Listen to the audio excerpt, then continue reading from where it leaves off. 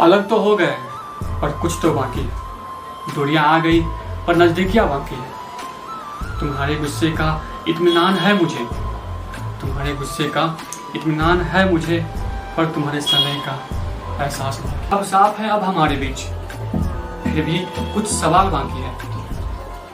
क्या था क्या नहीं हमारे दरमियान, कुछ कुछ या बहुत कुछ हिसाब बाकी है। जानता हूँ नहीं पसंद है तुझे कुछ भी, ना मेरी शक्ल, ना मेरी आवाज और ना अंदाज, पर इन सब से परे भी एक पहचान है।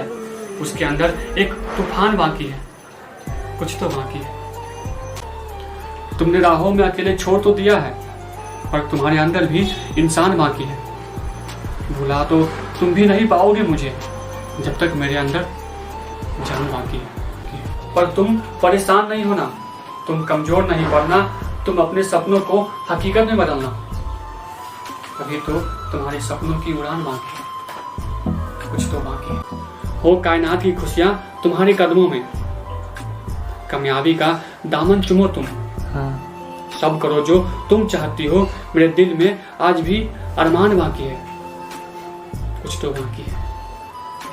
पर हाँ, तैयार रहना तुम, कभी कहीं किसी मोड़ पे मिलेंगे और तब हम बहुत लड़ेंगे। तब तक मेरी ओर से जंग का ऐलान बाकी है।